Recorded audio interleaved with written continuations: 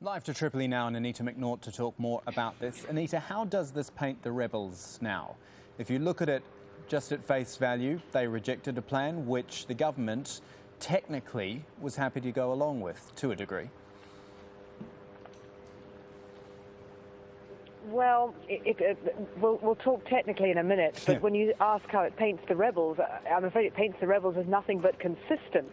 I mean, they've always said that before anything else, Colonel Gaddafi and his family have to go, that they won't negotiate without that having happened, that there could be no peace in Libya without that having happened, that they were unable to compromise or settle for anything less.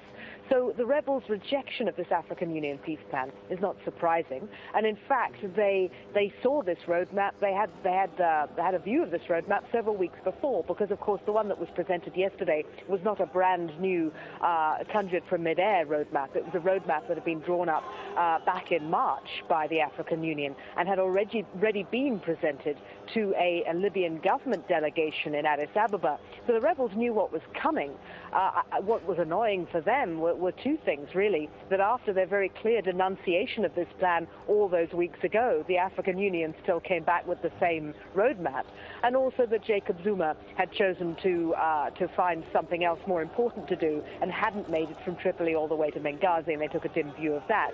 So in that sense, the rebels were sticking to their lines. They haven't changed at all. As far as the technicalities go, you're right to highlight that, but because, of course, Colonel Gaddafi accepted the roadmap from the African Union delegation yesterday, but that was a courtesy, really. It didn't commit him to anything. Nothing was signed, nothing was agreed upon, no small print, no details of implementation, monitoring, how you would go about any of the things that the roadmap suggested were a good idea. The African Union called them their proposals. They didn't call them commitments, agreements, treaties, that sort of thing. So in accepting it, he did what any good host would do. He'd welcomed the African Union guests into his compound. He likes them. They're one of the last remaining international bodies that are friendly towards him. He fed them tea. He took their roadmap. He thanked them for it, and he wished them farewell. But beyond that, we don't actually know what he thought about this roadmap. He didn't come forward afterwards and comment on what he felt about it or say he'd feel bound by it. So the mystery really is about what he thinks, not about what the rebels think. Just quickly, Anita, while we're talking roadmaps, there's another roadmap lying around, the Turkish one, which, as I quickly look at it now, looks fairly similar. Would probably live the same sort of life as this African Union one would in that case. Well, the African Union told me last night that they thought the Turks had stolen their roadmap. Oh. So they took a rather dim view of that. They said, we came up with these proposals first and we'd like the credit for it. I mean, who would wade into this highly combustible political environment that is Libya at the moment? It is the proverbial thankless task.